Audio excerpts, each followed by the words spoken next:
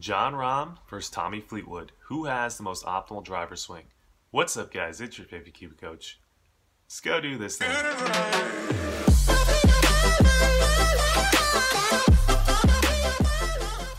Alright guys, if you guys are new to Mike's OG Academy, do everything you guys need to know about golf instruction, whether it be golf swing analysis like this one, golf tip videos, golf instructional vlogs. Again, anything you guys need to know about golf instruction, we do it here. So if you guys haven't already, hit that little red subscribe button. You guys are going to be notified every time we drop a video.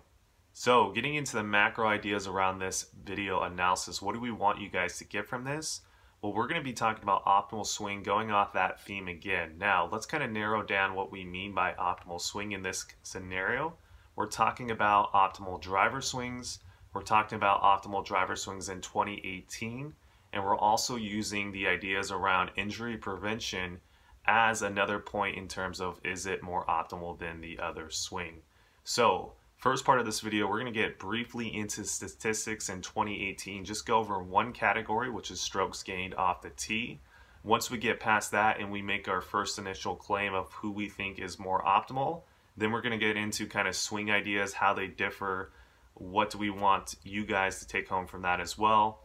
And then finally, the last part is going to be the injury prevention part, which is a super important point. And I see it time and time again between these types of models. And I really want you guys to get the differences between these models and how you guys back at home can do the one that I think is more so of the optimal model. Cool, so let's get into it. So the first statistic we're going to get into is strokes gained off the tee. So what does that really mean? Well, strokes gained off the tee is how many strokes are they gaining off the tee relative to the field, right?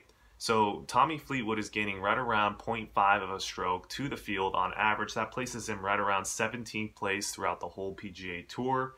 That is measured off of 50 rounds for him. Now, if we go take a look at Jon Rahm, Rahm is going to be placed at third throughout the whole PGA Tour, and he's gaining right around 0.8 of a stroke off the tee relative to the field. So based off that statistic right there, I would say that Jon Rahm has a more optimal driver's swing. So why do I say that? Well, we can't just take into account driving accuracy and driving distance, even though those are great stats to look at to help your guys' games out there.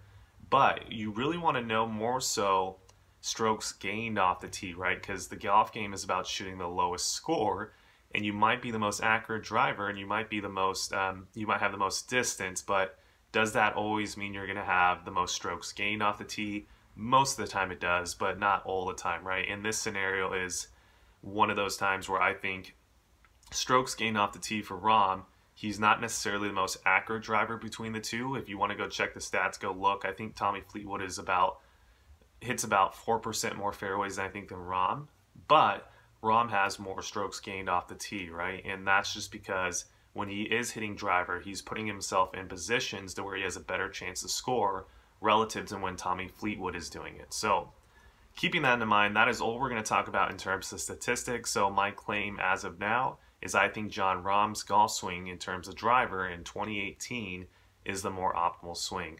So taking that, let's get into this analysis and start going over backswing ideas and what they're doing at the top of the swing. So we're going to take a look at Tommy Fleetwood first. So I'm going to draw an angle on his trail side knee just to kind of see how much flex he has in this trail side knee. Now remember guys, this is not going to be the most accurate angle. If we went on a 3D capturing system, I guarantee that it's not going to be exactly 149 degrees of flexion. Again, I am not saying that this is a factual fact. I just want you guys to be able to see in terms of a reference points the difference, right? This is just a visual aid to help you guys see the difference between these two players, okay? That's all this really is. Now, if I draw the same angle on Rahm, we can see that Rahm is over at 155, right? All this really shows us is that Rahm has a little bit less flexion in the knees at the top of the swing than Fleetwood. Now, why is this important? Well, this is definitely important to me because it's an indicator of what they're going to do in the downswing. Typically, when I see players, especially better players, have a little bit more flexion in the knees on the downswing, we're going to start seeing them have the model of swing where they start extending a little bit early in the lower body and getting a lot of right side lateral bend through the ball. And that's exactly what we're about to see here with Fleetwood. So let's go take a look at what we're doing here. So as Fleetwood starts coming into the golf ball, the first thing I want to stop at is right around position 5. So he's getting into a really good position 5 at this point. Hands are slightly more behind the body than Rahm is going to be, just because Fleetwood likes to hit a draw. There's nothing wrong with that. It's just knowing what type of ball flight you typically want to hit. Now from here, let's start looking at kind of left pelvic tilt, anterior pelvic tilt, and lordosis ideas. What does that really mean? Well, left pelvic tilt is just the left side of the pelvis lowering in transition. So let's kind of zoom in here and see that. We can watch Tommy Fleetwood having that nice little move, right? Notice how the pelvis line is going a little bit lower in transition. That's left pelvic tilt. Now also what he's doing is something called APT, which is from the front end, the pelvis tilting downwards. So while he's doing left pelvic tilt, he's also getting APT, anterior pelvic tilt, and a little bit of lordosis, which is basically just getting that little natural curve in the spine increasing subtly from the top of the swing.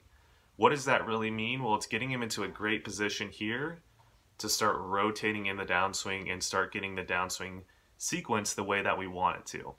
Now, from this position, Tommy Fleetwood is in a great spot to hit the golf ball, but now he starts doing something a little bit out of character to what I like to see. So let's start looking at his trail side heel here. So when we start looking at his trail side heel, from this position 5 to about position 6, we're going to start seeing it extend off the ground a little bit early. It's almost just working straight up this way. Instead of rolling it and then letting it work up, his is just working straight up like that. Now at this position 6, we can also see if we take him back to position 5 and draw an arrow on kind of the pelvic line, we're going to see that his pelvic line is extending, right? So see how it's getting higher at this position 6. Do you see that? So he's coming out of his LPT and APT maybe a little bit early for my liking, and that's getting him doing this ball and socket idea that I like to talk about for when I see players get that kind of early extension goat humping look. There's in the left side pelvis and the right side pelvis, but there's the whole ball and socket idea. When the ball gets to the top of the socket, it locks in place, your thoracic can't rotate. What I want you guys to do right now is pause the video. I want you to get the left side of your pelvis higher than your right, and then try to rotate your mid-spine. You're going to find it really hard to do. Now, I want you to get the left side of the pelvis lower than the right. To do that, you're going to have to get the left side knee lower than the right side knee. You're going to find that it's a lot easier to rotate your mid-spine. So, for someone who hits a wicked slice, this is probably not the information for you, but for someone who knows that they early extend and kind of hits big blocks and big hooks, this is going to be golden information for you, what I just said. I want you guys to get that feel. Get up to the top of the swing. Make sure the left side pelvis is lowering by getting the left knee lower than the right knee. And you're going to find that you can rotate your mid-spine and let it release a lot more than you could with the other way.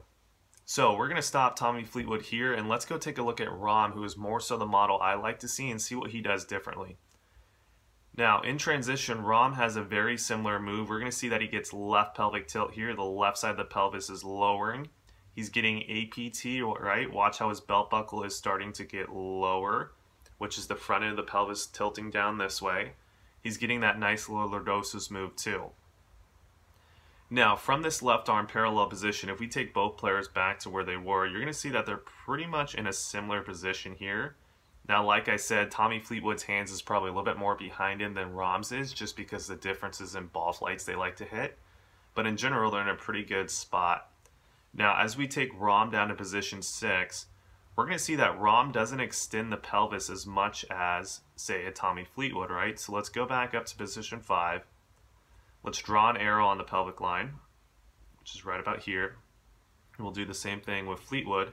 Let's take Fleetwood down to position 6. Notice how we can really see that pelvis line extending to here. And then we take a look at Rahm, we can see it extending as well, but not as much, right? Not as much as Fleetwood. Cool. Now, from this position, let's take a look at their trail side shoulders, and let's kind of start seeing something interesting here. So relative to where his body is, I would say that Fleetwood's trail side shoulder is starting to get trapped behind the rib cage. It's almost getting kind of that look right here. If we take a look at Rahm, Rahm's shoulder is a little bit more out in front of his body, and it's not trapped behind that trail side shoulder. Now, from this position, as we get into impact, we're really going to start seeing the differences between these two players, and we can see that Tommy Fleetwood's elbow is stuck behind his body right here, right? See, notice how it's behind the body. So the only place his hands can go now is a little bit more out towards the golf ball this way, as opposed to exiting left, which is what I know he's trying to work on. Cool, so let's get him into impact and we'll stop. Cool, so we can see Tommy Fleetwood's knees have pretty much fully extended. His pelvis line has extended a little bit too. He's pretty much trapped here. His trail side shoulders behind the body. We're going to start seeing getting a lot of right side lateral bend here to make sure that he doesn't move his head so far forward. Now, if we took Rahm into the golf ball, we're going to see a little bit of a different move. As he comes into impact, we're going to see that the knees have extended slightly less than Fleetwood's, right? They're still extended, and the pelvis is also extended as well, but nowhere near as much as Fleetwood. We can also see, look at basically the wrinkles in Jon Rahm's shirt. You can hardly see any. Look at the wrinkles in Fleetwood. We can see that right here, that shoulder blade is behind the body here. If we look at Rahm's shoulder blade, it's nowhere near being behind that body. So from this position, let's keep going to position 8. And this is kind of the money shot right here that I want you guys to really focus in on. And we take Rahm. If we take Rahm into the same position, which is pretty much right here, this is where you're going to see the massive difference, right? So from this position, now we can really start seeing this shoulder blade getting behind the body, and he's really starting to get a lot of right side lateral bend. Look at that little curvature right here. That's a massive amount of curvature for a player who wants to stay injury free. I would say this model that Fleetwood has right here, this amount of curvature is not supporting the lumbar spine. Because I want you guys to try this now. This is the whole idea. If you guys can get, you guys are going to become a lot better ball strikers. So I want you to get into a similar position as Fleetwood here. And I want you to try to rotate your upper body, your mid spine. You're going to find it very hard to do, and you're going to find that as you're rotating, you're putting a lot of, you're grinding down basically the cartilage, and you're grinding down the vertebrae towards the bottom, which is the lumbar spine, and you're really putting a lot of stress on it. Now go ahead and now try to copy a little bit more Rahm's. He has less of that right side lateral bend. Look, and now try to start rotating. You're going to find it's a lot easier to rotate, and you're not going to feel probably any strain on your lumbar spine unless you already have a pre-existing injury. Then you're probably always going to find some type of lower body pain. Because again, the golf swing isn't a natural movement. The spine is not meant to move the way that the golf swing moves.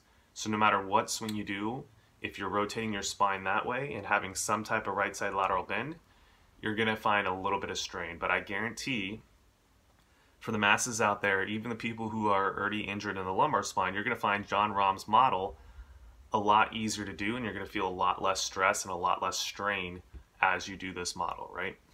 So take home points so far. Who has the most optimal swing? For driver in 2018 with statistics, we said that Jon Rahm did. Now, why does he have that better optimal swing? Well, I would say from his position 5, he's a lot different look than Fleetwood does. Fleetwood starts extending the pelvis, getting the left side pelvis pretty high early. He gets that right side lateral bend look excessively to where he gets this trail side shoulder behind the rib cage. And then from there, it's really hard for him to rotate his upper body. And he's really just allowing the hands to move through. And then from there, he's also putting on a lot of strain on this lumbar spine right there. If we take a look at Rahm, he has a different move. He doesn't drop into right side lateral bend as much as Tommy Fleetwood. His trail side heel stays a little bit more firmly on the ground. He's more so rolling on that foot than he is just straight lifting, which then from there makes sure that the lead side pelvis is not extending excessively. Then as he gets into impact, he has a lot less right side lateral bend. He's supporting the lumbar spine way more efficiently. And from here, he's able to release the upper body a lot better than, say, a Fleetwood would at this time. So we take a look at the differences at, call this right around position 9. We can definitely see a massive difference. Way less stalled out with Rahm. Tommy Fleetwood's definitely stalled out here. Now, the last interesting part of this analysis, I want you to take a look at Fleetwood's pelvis line. Now watch his pelvis line. See how his chest is not rotated pretty much from here to here. It's rotated a little bit, but it hasn't fully released yet. Now watch as his pelvis line starts going downwards right about here. See how it starts to drop? And then his upper body is able to rotate through. So that gives you some more information on the ball and socket idea. At that position, that ball kind of dropped down, and then he was able to rotate his mid-spine through the ball and let it release way after the golf ball. And I still believe he has a lot more stress on there. So Anyways, guys, I know that was another long analysis. I mean, you're going to start seeing more and more similar ideas. If you guys keep watching my swing analysis, I do have a preference in terms of methodology, in terms of what mechanics I like to see. I do think that more of a Rahm model is a lot less injury prone, basically, than a Tommy Fleetwood's. I see so many tour players having Tommy Fleetwood's method, and they still hit great golf shots. I'm not taking away from that. I would just say if our argument of optimal swing is going off of statistics and injury prevention, I would say that Jon Rahm has the more optimal driver's swing, and that is my claim. So if you guys want, feel free, hit that comment section up. Let me know. Let's start a debate. See if you guys agree or disagree with me. What are you guys' supporting claims? All that good stuff. Smash that like button as always. Leave me a comment like I just said. And as always, hit that little red subscribe button. Alright guys, best of luck and play some golf out there.